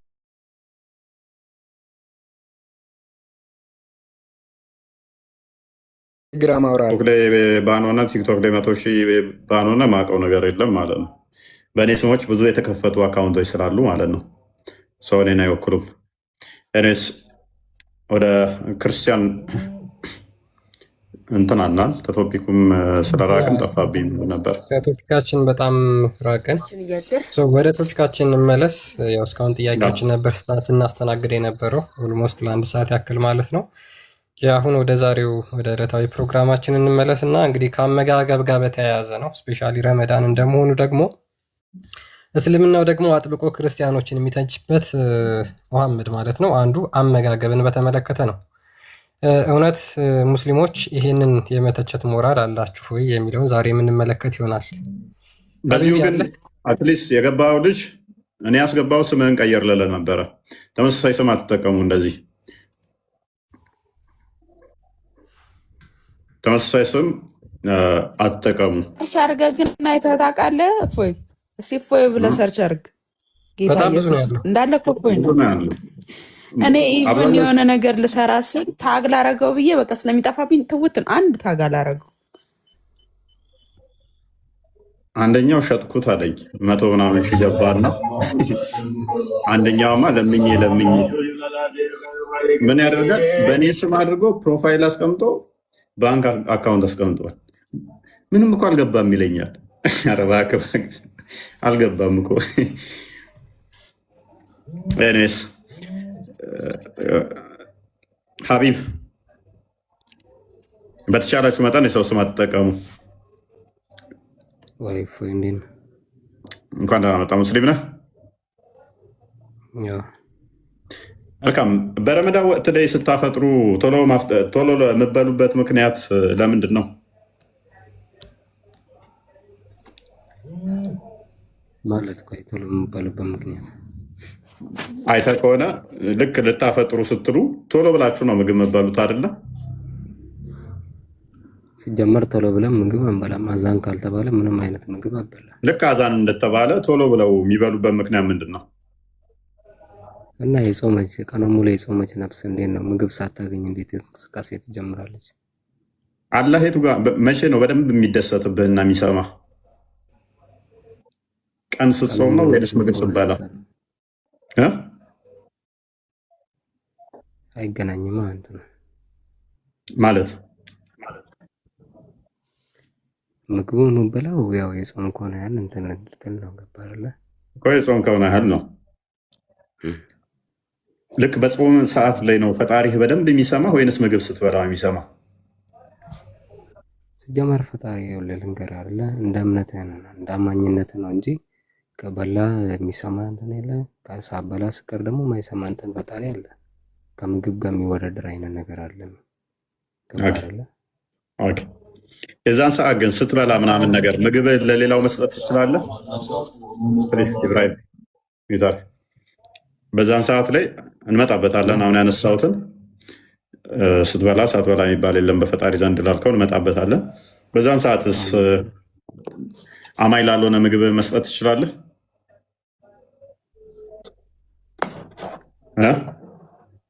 እምነት ለሌለው አላህን ለማይፈራ እንደዚህ አይነት ሰው እንዴት ይሰጣል? ሲጀምር ምግብ። ስለዚህ አማኝ ላልሆነ ሰው ምግብ አትሰጥም ማለት ነው። አማኝ ላልሆነ ሰው እንደም ሳይሆን ማለት ነው። እንደኛው ጾሞ አላህ ሲገዛ ዋለ ሰው ብታስፈጥር ይላል በእኛ እምነት ማለት ነው። ትልቅ አጅር አለው። ለምሳሌ ለእኔ ቢሆን አንደኛ ለአንተም ቢሆን ምንም ችግር የለውም። ግን እምነታችን አንድ አይደለም። ገባ አይደለ?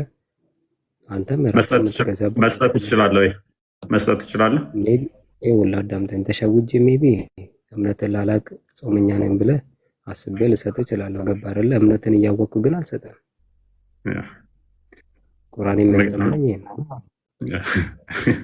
ታዲያ ምንድን ኦኬ ሸውጄ ካልሆነ በስተቀር እምነቴን ነግሬያት አትበላትም።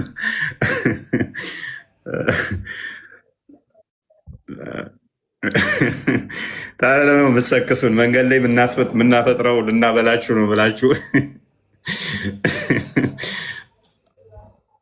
እዚህ ጋ ነው የተሸወርከው። እዚህ ጋ ነው የተሸወርከው። ምንድን ነው የተሸወርኩት? መንገድ ላይ ብናፈጥረው እናንተ እንድበሉ ነው ምናምን የምትሉት ታዲያ ሳክስ ነው ማለት ነው። ሳክስ መሆን ሳይሆን ሲጀመር የኢትዮጵያ መስተጋብር ነው። ክርስቲያንና ሙስሊም አብሮ ተቻችሎ ስንት ዓመት የኖረ እምነት ነው። ገባህ? ኖ ምግብ ማብላቱ አዳምጠኛ። ቆይ መጀመሪያ እኮ አልሰጥህም አልከኝ። እምነትህን አውቄ ከሆነ አልሰጥህም አልከኝ። አንተ ሌላ ማኝ መሆንህን አውቀህ ከሆነ አይሰጥህም፣ እንደ እምነቴ አይፈቀድም አልከኝ። ግን እንደዛ ከሆነ ለጉራ ነው እንደ መንገድ ላይ እንዲሁ ለማሳየት ቀጥልሽ። ለጉራ አይደለም። እሺ ቀጥል። አንተ ለምሳሌ አሁን ማለት ነው ጥያቄ አልጠይቅም። ፎር ኤግዛምፕል እሺ ለራሴው ላድርጎ ያንን ኤግዛምፕል ማለት ነው። በላሁኝ፣ ጠገብኩኝ፣ በቃ መብላት ያለብኝን ሆዴ ተቀብሏል አይደለ? ልክ የተረፈኝን ለሰው አውጥቼ ብሰጥ ምን ችግር አለው? ያንዶም እኮ ለኔ አጅር ነው የሚጻፈው። ገባ አይደለ? እኔ ስለ አጅሩ አይ ለዚህ ሰው ይሄ ሰው ጴንጤ ነው አልሰጠውም ማለት ነው። ይሄ ሰው ክርስቲያን ነው አልሰጠውም ማለት ነው። ገባ አይደለ? አይቻልም እኮ አንተ ነህ እኮ ያልከኝ አለ። ቅድሚያ አይቻልም ነው ያልከኝ። ጥያቄ ምንድን ነው ያልኩህ? እኔ ሙስሊም ላልሆነ ትሰጣለህ ወይ? ስለ ሙስሊም ለሆነው እናስፈጥራለን። ሙስሊም ካልሆነ ግን ቆይ አዳምጠኝ።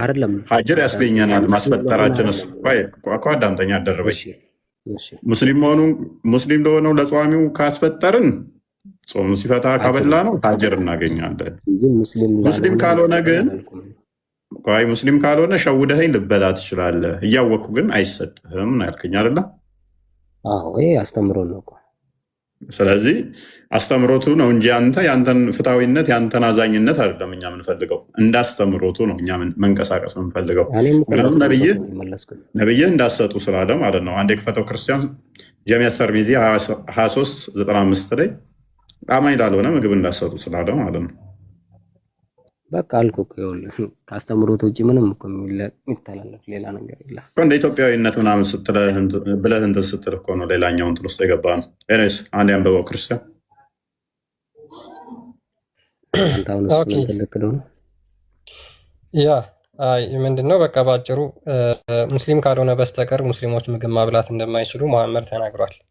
ጃሚዓ ትርሚዚ 2395 ላይ አቡ ሳይድ አልኩሪ አቡ ሳይድ እንደተረከው የአላህ መልእክተኛ እንደዚህ ያለ ይላል፣ ዶንት አካምፓኒ ኤክሰፕት ኤ ቢሊቨር፣ አማኞችን ካልሆነ ጓደኞች አትሁኑ አለ። ኤንድ ዶንት ሰርቭ ዩር ፉድስ ኤክሰፕት ዋን ዊዝ ተቋ፣ የሚፈራ ካልሆነ አምላክን የሚፈራ ካልሆነ ደግሞ ምግብ አታቀርቡለት፣ ምግባችሁን አትስጡት ይላል። ስለዚህ ለአንድ ክርስቲያን ማለትም ሙስሊም ላልሆነ አካል ማቅረብ አትችሉም ማለት ነው በሃይማኖታችሁ።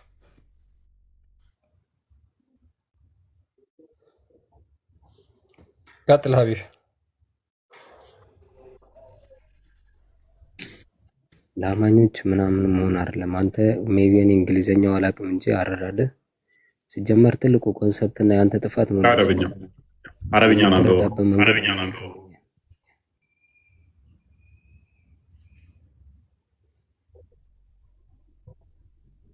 አንብበው እያሰመርኩበት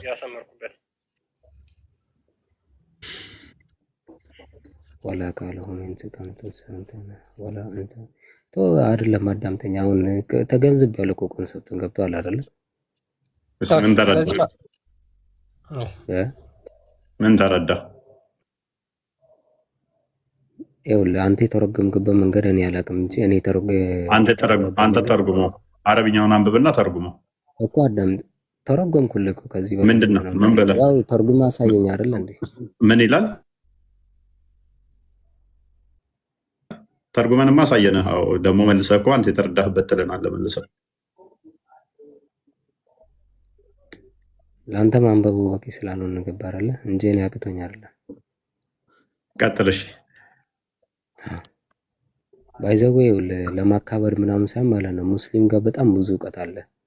ያንን እውቀታችን ውስጣችን ነው የሚጠብቀኛ። እሺ እውነት ነው። ለምሳሌ ቂጥ እንዴት ማጠብ እንደሚቻል ብዙ እውቀት አለ። አዎ ይሄ እንትን ነው እኮ ይኸውልህ፣ ምግብ እንዴት መከልከል እንደሚቻል እኮ ብዙ እውቀት አለ። እንዴት ኢብራሂም ምንድን ነው ኡስታዝ ረብሸው? አንተ ትልቅ ሰው አይደለህ እንዴ?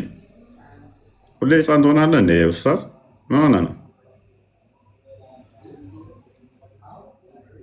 ትልቅ እውቀት አለ ሙስሊሞች ጋር ትልቅ እውቀት፣ የታፈነ እውቀት ነው። አንድ ቀን የወጣ ቀን እንደ ዲማሚት ነው ብሎ ተራራ እንደሚንድ ነው የሚነደን እውቀቱ።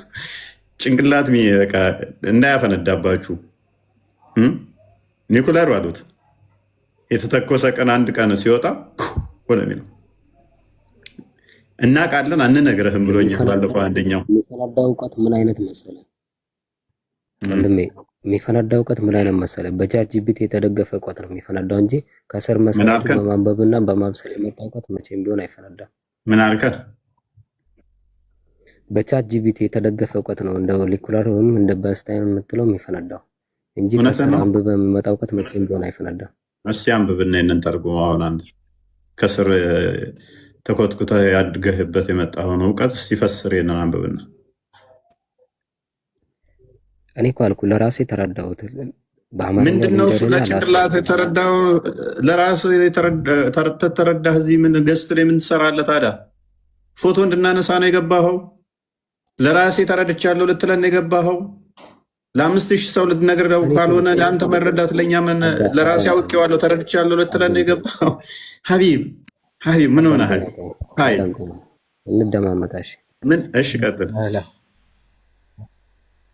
ያው ለኔ እኮ አዳምጠኝ። አውቄ አይደለም እዚህ የመጣሁት አይደል እንዴ? ማንም ሰው ሲጀመር ፍጹም የለም ሰው ነው ማለት ነው። ገባረ ሊሳሳትም ብዙ አውቃለሁ ብሎም ላያቅም ስለሚችል ማለት ነው። አንደኛ ነገር ለትምህርት ነው እዚህ የመጣሁት። ብዙ የምጠይቅ ጥያቄዎች አሉ። እሺ በቃ ሜት አድርጋ እንደዛ ከሆነ እሺ በቃ ከቻልክ ደግሞ ያው ጠይቀኝ። ያው አንዳንድ ጥያቄዎችን ጠይቀኝ መልስላለሁ የምችለው። አላቅም ትለኛለህ መልስ እኮ አሁን ደግሞ ወደ ይጋስ ወደ ከማያውቁት ተርታ ተመደብ። ኬኔስ ሁሴን እንኳን ደህና መጣ። ኢብራሂም ይቀድማል ግን ኢብራሂም እንኳን ደህና መጣ።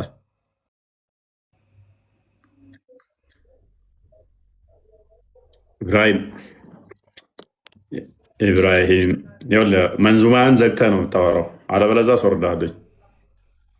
ደግሞ ትመልሳለህ ዛሬ። ቀጥል ኢብራሂም፣ ማይክን አንሳ።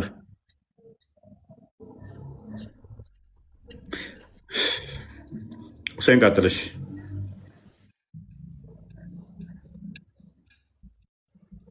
ኢብራሂም አለ ይሰማል? ኦኬ ቀጥል። ይሰማል። አንተ ላይ ከውሻ ራቅ ብያለሁ ነበር ሁሴን።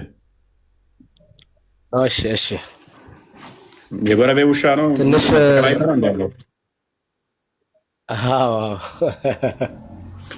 ምንድን ነው? ራስን ቻል እንጂ ቤት አሰራም እንዴ? እንሰራለን ኢንሻአላህ አላህ ካለ። መልካም። እቺን አዲስ ሲፈስራት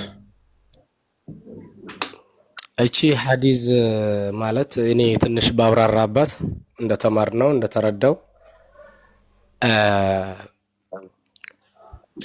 ለተራበ ሰው አይደለም እና ለሃይማኖትህን የማይከተለው አይደለም እዛ ጋር የሚገልጸውና ያው እናንተ አሁን የምትጠቀሙት እንግሊዘኛ ዳይሬክት ትራንስሌሽን ስለሆነ እኛ ደግሞ የተማርነው አረብኛው ወሰላሙ የቁሉ ላ ቱስሒቡ ኢላ ሙእሚኑ ወላ የእኩሉ ጠዓመን ኢላ ተቅይ ነው የሚለው።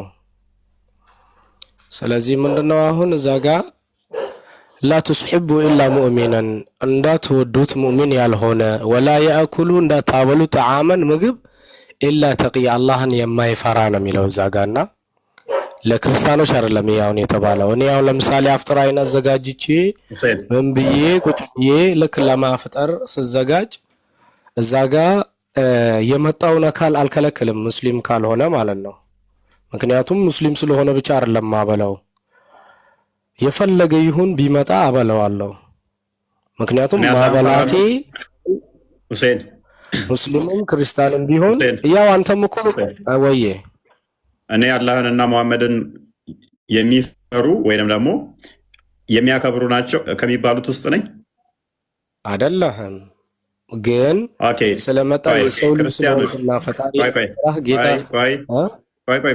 ክርስቲያኖች ዘሆል መሐመድን የሚፈሩ አላህም አማኝ ናቸው አይደሉም? አማኝ አይደሉም። ስለዚህ ከአማኝም በላይ ምን መሆን አለበት? ምግብን የሚበላው መስጠት ያለብን አላህ የሚከተል ለአላህ ፍራቻ ያለበት ለአላህ የሚያመልክ ነው አይደለ እኮ። ስለዚህ ሙሚን ያልሆነን እንዳትወደው ዊችዝ አማኝ ካልሆነ ሙስሊም ያልሆነን እንዳትወድ ወይም ህብረት ጓደኛ እንዳታደርግ። አማኝ አላህን ለማይፈራ ምግብን አትስጥ። ዘጋው እኮ እኮ እዛ ጋር እኮ አላህን ለማይፈራ ማለት ይሄ ያው ሰው ጾመኛ ስለዋለ የግድ እኮ ጾሙን ለማስፈታት ቅድሚያ ለሱ ስጥ ነው እንጂ እዛ ጋር ሃይማኖት ለማይከተል እንዳትሰጠው አይደለም እኮ የሚከለክል እያለ የሚከለክል አይደለም አይልም። እንዳትሰጥ ካለ እኮ ዘጋው እኮ አማኝ ላልሆነ ምግብን አትስጥ ብሎ ከዘጋው በኋላ ጓደኛ አታድርግ ሲል እሺ ጓደኛ ለማድረግ አትውደድ ሲል መጾምና ለመጾም የሆነ እንትን ውስጥ ፕሪኮንዲሽን ውስጥ ራሱ እኮ አይገባም እኮ ጓደኛ አታድርገው አትውደደው ከተባለ የግዴታ ስትጾምና ሳትጾም የሚባል ነገር የለም። አሁን እኮ ያ የጋራ እዛ ጋር እኮ የሚገልጸው ምን መሰለህ እንደ አረዳዱ ነውና እዛ ጋር የሚገልጸው የአብሮ መኖሩን ነው እንጂ እዛ ጋር የሃይማኖቱ ጉዳይ አይደለም። እዛ ጋር መናገር ያዘውና አትውደደው ሲለው ነገ አይደለም አብሮ መኖር ይላል አዲሱ ላይ አይደለም። እዚህ ጋር እኮ ላ ቱስሒቡ እዚህ ጋር ፊት ለፊት እኮ አለ አይደል እንዴ ላ ቱስሒቡ ኢላ ሙእሚኑ ወላ ያእኩሉ ጠዓመን ኢላ ተቂይ ነው የሚለው እኮ። ስለዚህ ጓደኛ አታደርገው ወይንም ደግሞ አትውደደው አላህን ለማይከተል ለማይፈራ ለማያምን ምግብ አትስጠው። አሁን እዚህ ጋር እኮ የግድ እኮ አይደለም አንተን ያልተከተለህ አይደለም እዛ ጋር የሚገልጸው አያቱ እንደተረዳው ነው ይበልጥ። አሁን ለምሳሌ ጾመኛ ለዋለው አካልና ጾም ያለዋለው አካል ቅድሚያ የምሰጠው ጾም የዋለው ነው። ያ ነው እዛ ጋር የሚገልጸው። ምን እኮ ሙስሊም ሁሉ ሙእሚን ነው አይደለ? ሙእሚን ነው ማለት ሙእሚን ነኝ። ቆይ እኔ ሙእሚን ሙስሊም ሆኖ እኮ የማይጾም ራሱ አለው። ያንን አሁን ካበላሁት እኮ ኃጢአት ነው የምጠይቀኝ ምገባው። ጎበዝ ሙስሊም ሆኖ ማብላትህ ኃጢአት የሚያስገባ ከሆነ እኔን እንዴት ልታበላ ትችላለህ ታዲያ? እንዴ እሱ ስላልጾመ ጾሙ ግዴታ ስለሆነበት ስላልጾመ ካበላው ትጠየቅበታለሁ። እኔንስ እኔም የባስኩ ነኝ ሙእሚንም አይደለሁም። እኔ የመጀመሪያው አንተ ሙእሚንም አይደለህም ስላልተከተልከው አይጠየቅም አንተን። ጎበዝ ሙእሚን ካልሆንኩ ደግሞ ምንድነው የሚለው? የመጀመሪያው ሙእሚን ያልሆነውን ምን አትበላው ነው የሚለው? ሙእሚን ያልሆነውን አታብላው ነው የሚለው። ታዲያ እኔ ሙእሚን ካልሆንኩ እንዴት ነው የምታበላኝ? አትወደኝም አታበላኝ። እዛ ጋር ባይዘው ይታረዳዱ ነው እንጂ እዛ ጋር እኮ ግልጽ አድርጎት እዛ ጋር ክርስቲያን ያለ እኮ የለም። አሁን እዛ ጋር ክርስቲያንን አታብሉ የሚል ሁሴን ክርስቲያን ነሰርሊ ስም መጠቀስ አይጠበቅበትም። ሙእሚን አይደለሁም ሙእሚን ካልሆንኩ አትወደደው ከተባልክ እኔ ሙእሚን ካልሆንኩኝ አታብላው ሙእሚን ያልሆነውም ካለ ዘጋኸው እኮ ራስህ። አንተ ምን እያልከኝ ነው መሰለህ ሁሴን የእኔ ስም እዛ ጋር እፎይ የሚል ስለሌለ እኔ እፎይ ሙስሊም አይደለም እፎይ ሙስሊም ነው የሚል አይነት ሙግት፣ ምክንያቱም እዛ ውስጥ ስላልተጻፈ የሚል አይነት ሙግት ውስጥ ነው የገባው። ኖ እንደዛ አይደለም። አይ ሙእሚን የሚባሉት እናንተ ናችሁ። ሙእሚን የምትባሉት ሙስሊሞች ናቸው። እንደዛ ማለት አይደለም። ያው አረዳዱ ነው እንትን የሚለውና ያው አረዳዱ ሳይሆን ሁሴን ግልጽ እኮ ነው ሲደረግ። ሙስሊሞች ለምሳሌ በአላህ ታምናላችሁ፣ በሙሐመድ ነብይነት ታምናላችሁ። ስለዚህ አላህን እያመለከ የሙሐመድ ነብይነት እየተቀበለ ለሱ ማብላት የማትችል ከሆነ ጭራሽ አላህን ደግሞ የእናንተን አላህ ለሱ ማብላት የማልችለው ለምን መሰለህ? እሱ ማብላት እችላለሁ፣ ግን ማብላት የማልችለው እሱ የተሰጠውን ትእዛዝ ስላልተወጣና ያንን ምግብ ስላልጾመ። ጾመኛ ከሆነ እንዳው አጅር አለኝ። በእናንተማ እኮ ግዴታ አይደለም። ምክንያቱም ለኩም ዲነኩም ወሊየ ዲን የሚል አለ። እናንተም በሃይማኖታችሁ እኛም በሃይማኖታችን ይላል። ስለዚህ አንተ እዛ ጋ የምጠይቅበት ምክንያት የለህም። እሱ ሱራ 608 የምጠቅሰው ተሽሯል። እሱ ተሽሯል። አትጥቀሰው። አብርጌትድ የሆነ ጥቅስ አትጥቀስ።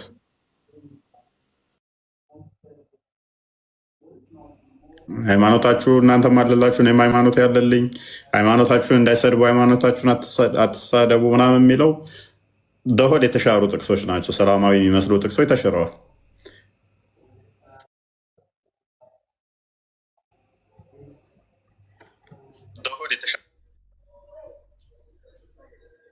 ክርስቲያን ሄድበትሽ ያ አይ በነገራችን ላይ ከሎጂክ አንጻር ራሱ ብናየው እንግዲህ ቅድም እንዳልኳቸው ነው። እኛ ሙስሊሞችን ላኢላህ ኢላላህ አንድ ያደርገናል ብለው ያምናሉ ሙስሊሞች። ስለዚህ በዛ ቃል እንኳን አንድ ሆነው ምግባችሁን ግን አታብሉ ለነሱ እንኳን የሚባል ከሆነ ጭራሽ የሙሐመድን የማይቀበሉት አላህን ደግሞ የማያመልኩት ክርስቲያኖች የተባሉት አካል ለነሱ ምግብ እናበላለን ብላችሁ የምትናገሩ ከሆነ የውሸት ነው የሚሆነው። በነገራችን ላይ ሙስሊም ሆኖ ካላበላው ክርስቲያን ሆኖ ልታበላው ስለማትችል ማለት ነው ጭራሽ። ምክንያቱም ክርስቲያኖች በአላህ ላይ ያመፁ በሙሐመድን ያልተቀበሉ ብላችሁ ስለምታምኑ ማለት ነው። ስለዚህ እነዚህ ደግሞ ለአላህ የታዘዙ ስላልሆኑ ለአምላካችሁ የታዘዙ ስላልሆኑ ነብያችሁን ስላልተቀበሉት ለነሱ ምግብ ማብላት አይቻልም ማለት ነው። የገዛ ወንድምህን ማታበላ ከሆነ አላህን አይፈራም ብለህ ክርስቲያኖች ደግሞ ጭራሽ የማይቀበሉትን ልታበላ ስለማትችል ማለት ነው። ሳይ ሙስሊም 2060 አንዴ ክፈተውና እስቲ እንዴት ነው ይህንንስ የሚረዳው? አስቡ አታብላ የተባለውን አካል ሊያበላ ሄዶ ድንገት ተሳስቶ ሴት ልጋብዝ ብሎ ቢጋብዘኝ ሁሴን ሳይ ሙስሊም 2060 ላይ ልጋብዘኝ ተፍ ተፍ ስትል እንደዚህ ሆኜ ባጋጥምስ? አረብኛውን አድርግለት።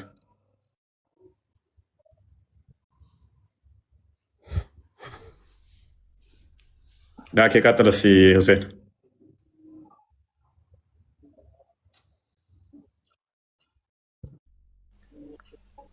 እስኪ ቀጥላችን አዲስ ይሰማል? ትሰማለህ? እሺ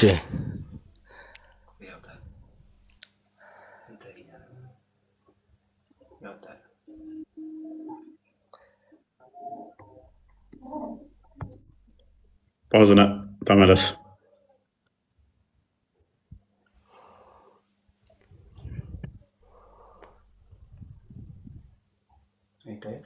በደንብ አይታይም? ይታያል። وعن عبيدة الله أخبر فقه عن عبد بن عمر عن النبي صلى الله عليه وسلم قال كافر يأكل في 7 أمعاء والمؤمن يأكل في 101. اوكي ምን ይላል ሁሴን?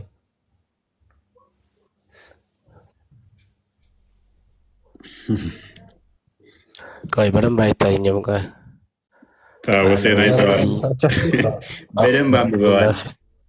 ዑመር እብን ዓብድ ነቢ ሰለላሁ ዐለይሂ ወሰለም الكافر يأكل في 7 أمعاد والمؤمن يأكل في 101.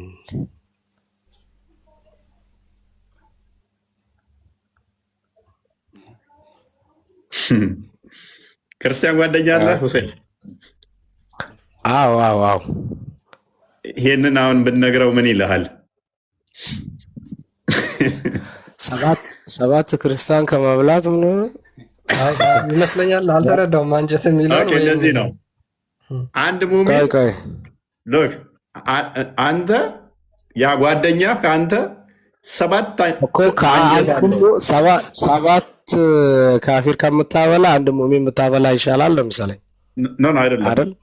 አይደለም። አንተ አንድ አንጀት ነው ያለህ፣ ያኛው ደግሞ 7 አንጀት ነው ያለው። ዊች ሚንስ የአንተን 7 እጥፍ ነው ይበላው። እሱ ሆዳም ነው።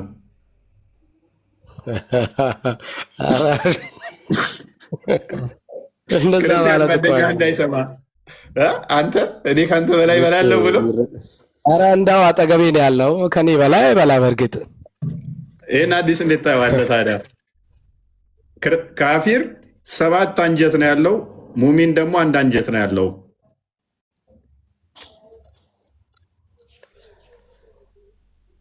ይህን እንዴት ነው የምታስፈጥረው? አይመጣውም። አይ ከአተረጓገሙ ችግር ካልሆነ በስተቀር ያው ምንም ችግር የለውም። አተረጓገሙ ሸርሁ ላይ ምን ብለው መሰል ያስቀመጡት? ሸርሁን ልስጥህ።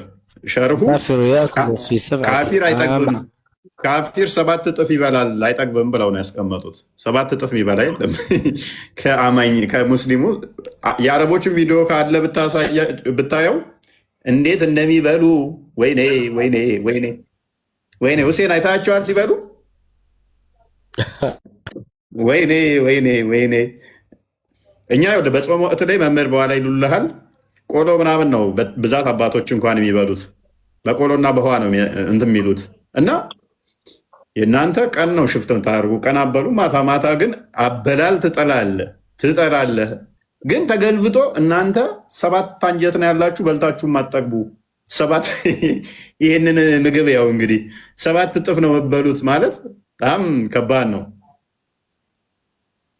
ምግቡ ራሱ ሀገር በለው እኮ ይሄ እና እኛን ነው ደግሞ እንደዛም ሆኖ እኛን ነው ይሄ ሁላው የሚበላ ነው። ይኸው ሱራ 43 ላይ ነው በገነት ውስጥ በትልቅ እየሳህን ነው የምበሉት አለ። ቁርአኑን አንዴ ክፈተው ክርስቲያን። በገነት በትልቅ እየሳህን ነው የምበሉት ይላል። እና እኛ በገነት እንኳን ምግብ የለም ብለን ነው የምናምነው። መራብ መጠማት የለም። መራብ መጠማት ከሌለ ምግብ እንደዚህ በትልቅ እየሳህን በላለሁ ብለን የምንጎመጀው ነገር የለም። እንደዛም ሆኖ ተገልብጦ ግን እናንተ 7 አንጀት ነው ያላችሁ በልታችሁም አጠግቡም። አንድ ካፊር አንድ ሙስሊም አንድ አንጀት ስትሆን ያኛው ደግሞ 7 which means ከኔ እኩል ለመሆን አሁን 7 ሙስሊም የሚበሉትን እኔ ብቻዬን ነው የምበላው ማለት ነው። 7 ሙስሊሞች የሚበሉትን እኔ ብቻዬን አይመጣውም እኮ አይመጣውም ማለት ነው።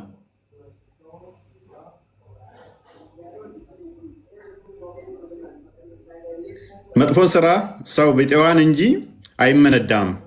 እርሱ ምእምን ሆኖ ከወንድ ወይንም ከሴት በጎን የሰራ ሰው እነዚያ ገነት ይገባሉ፣ በእርሷ ውስጥ ያለ ቁጥጥር ይመገባሉ። በቃ ማንም የሚቆጣጠር የለም በለው ነው። 43 ነው ባልሳሳት። በትልቅ እየሳህን የሚበሉት ደግሞ ይሄ አለ ቁጥጥር ይበላሉ። እኛ ጋር ግን ቁጥጥር አለው አበላልህ ራሱ። ከወርቅ የሆኑ ሰፋፊ ዝርግ ሳህኖችና ኩባያዎች በእነርሱ ላይ ይዞራሉ። በእርሷ ውስጥ ነፍሶች ከሚገጅሉት አይኖች የሚደሰቱበት ሁሉ አሉ። እናንተም በውስጧ ዘላለም ዘታሪ ናቸው። በምን በሰፋፊ ዕቃ ማለት ነው። በሰፊ ኩባያ ይጠጣሉ፣ በሰፊ ሳህን ይበላሉ። እኛ ጋር መጽሐፈ ሲራክ ምዕራፍ 37 አንዴ ክፈተው። አበላላችን ራሱ እግዚአብሔር አስቀድሞ እንደዚህ አይነት ልቅ እንዳንሆን ተነግሮናል። እንኳን 7 አንጀት ሊኖረን ቀርቶ ማለት ነው። ታዲያ ምግባችሁን አትስጡ ከተባለ ካፊሮች 7 አንጀት ሎክ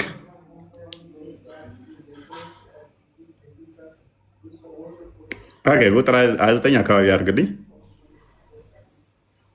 በታላቅ ማዕድ በተቀመጥክ ለመብላት ጉሮሮህን አትክፈት፣ በውስጡም ብዙ ስሩ አትብላ። ሉክ ስትበላ ራሱ እያላችሁ የሆነ አፋችሁን ከፍታችሁ እንዲያስጠላ ሰዎችን እንዲዘጋ ታደርጉ ነው። የሰው አይን ክፉ ነውና አስብ፣ ከሰው አይን የሚከፋ ከላይ ያላነበብኩት አለ።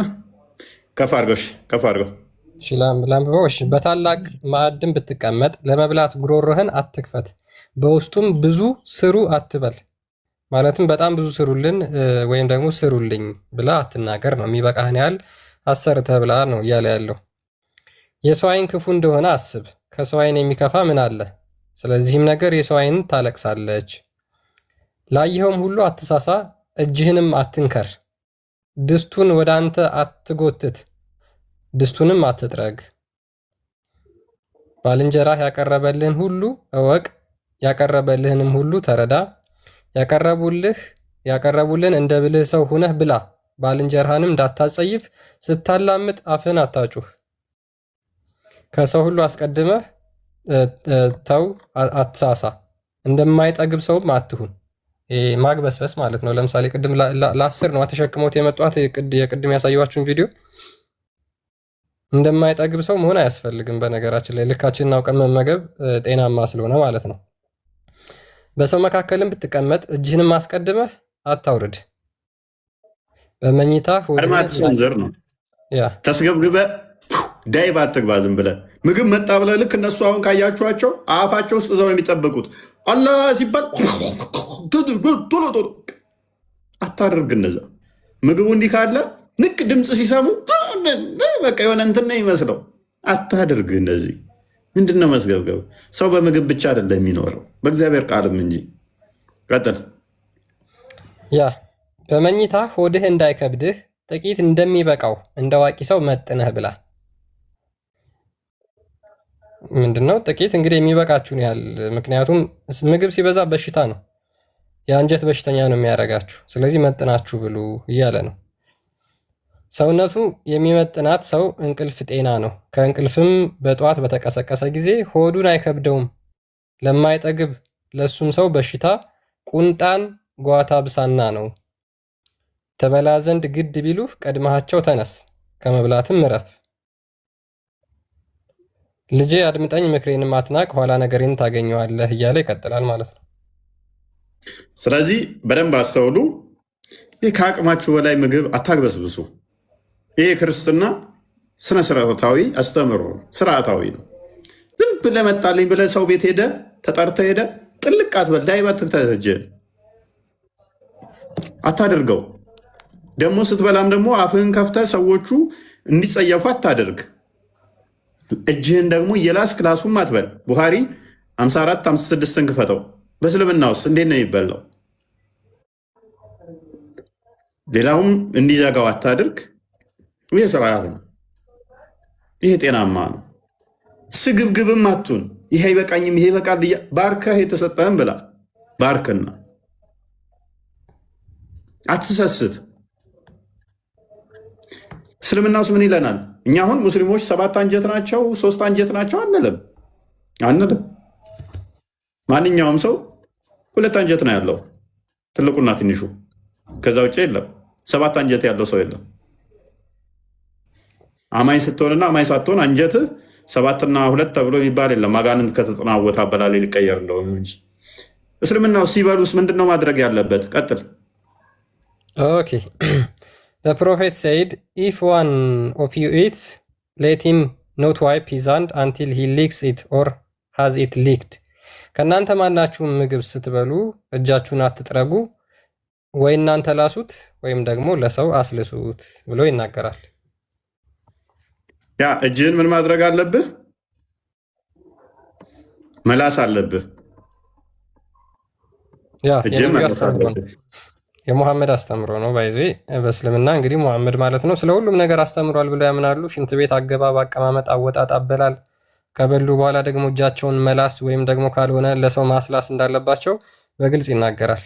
ሉክ ከበሉ በኋላ እንግዲህ ጣታቸውን በሙሉ መላስ አለባቸው ማለት ነው። ወይም እነሱ ደግሞ ካልፈለጉና ከጠገቡ አብሯቸው ለሚበላ ሰው ማስላስ አለባቸው። እንዴት ማለት ነው? አሁን ቢጋብዙኝም እጅ አልበላም። አሁን አስዋል እንደዚህ እየላሰ እዛ ጣት መንገድ ላይ ጣት ሲላላሱ አስቡ። ነሰሰርሊ ጣታቸውን መላስ ማስላስ አለባቸው።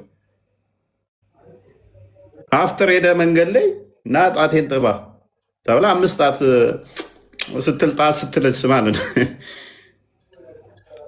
አዲስ አበባ ዛውድ ገም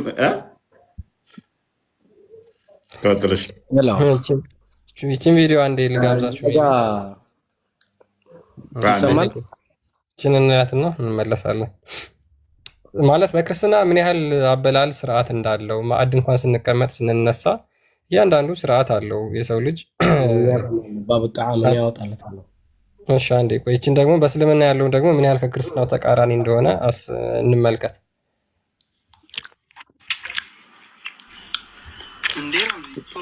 ቆይ ግን ሁሴን አንተ እንደዚህ ትልሳለህ? እጅን ማዕድ ከቀረብክ በኋላ ከተነሳህ በኋላ ሁሴን ወይም ኢብራሂም ወይም ሀቢቢ ቆይ ታስረዳኛለህ? እንደዚህ ትልሳለህ ጣትህን? ማለት እኔ ያው ልሳለሁ፣ ምክንያቱም ምግብ ያለው ከታጠበን ያው እንደ እንትን ነው የሚታየውና እስራፍ የሚባል ነገር አለ። እሺ አንተ ከጠገብክ ለጓደኛ ወይ ለሰው ታስልሰዋለህ? ለጓደኛ ኖ አስልሱት የሚል የለም። ይኸውልህ ዳይሬክት ትራንስሌሽን ስለሆነ ኦር የምትለዋ